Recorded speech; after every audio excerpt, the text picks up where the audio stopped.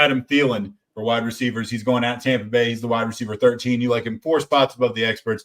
I'm not with you on this one, but go ahead. Yeah, this is kind of my now or never game for Adam Thielen. I get that Frank Reich being gone could be worrisome. He's the one that loves to just absolutely pepper Adam Thielen more than anybody.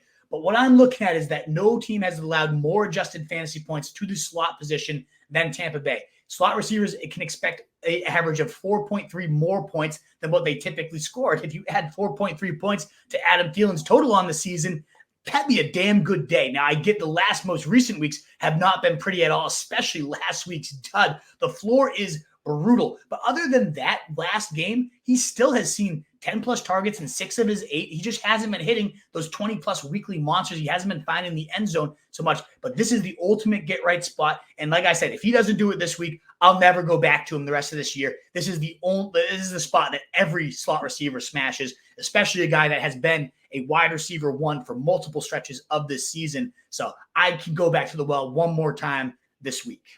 You talked about Hollywood earlier. He's going at Pittsburgh. You like him as wide receiver 24, 4 above the experts.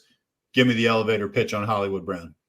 Pittsburgh's given up the 10th most points to wide receivers, but in particular, our top 5 in wide receiver 1s and outside wide receivers is where they really have been getting burned. We saw 12 targets last week. He's back to that hog roll. It's good to see him and Kyler Murray click because remember last season, the wide receiver 7 in fantasy points, wide receiver 5 in targets was Marquise Brown, and Murray starts without DeAndre Hopkins. They're back and cooking again. I know we have to monitor that heel injury, but just like last week, didn't practice and then ultimately came in to get 6 catches, 88 yards, and 12 targets. And then we get a juicy schedule out of the bye week after that. So I really like Marquise Brown. I think he's going to really start to cook here and have a nice season end for you.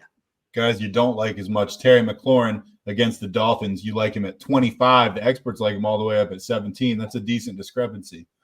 It's pretty crazy. Sam Howell is on pace to break the NFL record in dropbacks. He's on pace for nearly 5,000 yards. And Terry McLaurin's season high is 15 fantasy points and wide receiver 15 finish. He doesn't even have a single top 12 week on his resume. In fact, he is that one game of 15 points and wide receiver 15 is the only time he's been above the wide receiver 20. So he's the wide receiver 18 in ECR, and he's only beat that in 1 of his 13 games so far this year.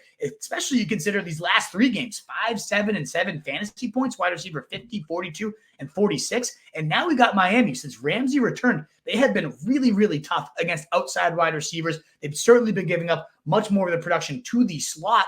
This is a tough matchup. A lot of people, I get they're going to have to throw. They're going to be playing from behind, but McLaurin is probably not the one that's going to benefit the most. He certainly hasn't been lately.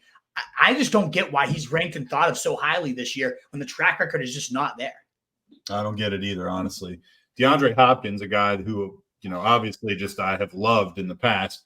You got him all the way down at 26 as he's playing Indy this week. 7 spots below the experts who seem like they're still giving him quite a lot of respect just based on his name at this point. Yeah, that's probably really what it is. I get Indianapolis seems like the good get-right spot. He smashed them last time, 18 points, wide receiver 8. But Will Levis has just, since that first game, the 4 touchdowns where Hopkins himself smashed, has really not looked well. And he's particularly been awful under pressure. And this line is so bad. And Indianapolis, over the last 3 games, has been in the top 7 in pass rush rate. This is that TD monster day, that 33-point day for Hopkins, 9, 4, 14, and 6 points. Wide receiver 27, 59, 15, and 52. Really just has not been pretty at all. So I don't get how he's a top 20 wide receiver in the rankings. The defense has been really clamping it down, and he's just been really struggling himself, and Levis especially has been too. I don't like it at all. Let's take some Hail Marys. Curtis Samuel going against the Dolphins, 36% owned. So you probably have a decent chance of grabbing him if you actually wanted him. Go ahead. Yeah, we talked about how the Miami defense been clamping down outside receivers since Ramsey returned. Well, they've been getting up the 10th highest slot target percent because of that. And we just saw Curtis Samuel come off a 12-target, 9-catch, 100-yard day, 19 PPR fantasy points, 36.4% targets per route run. And then we saw that stretch run. We've seen Curtis Samuel get hot already this year. He had an 18.2, 18.5, and 14.2 day, all in a 3-week span. All of those finishes, wide receiver 12, 14, and 23, those 14 and 12 days were higher than anything McLaurin has put on his resume all season. And yet Curtis Samuel's ranked 30 spots ahead, or 30 spots rather below Terry McLaurin. Makes no sense to me. He should not be out there in this many leagues, and especially in a week with so many buys. I think he is the home run Hail Mary of the week, no doubt about it. Fair enough. A guy, and I'm about to reveal some ignorance here. I don't know who this person is.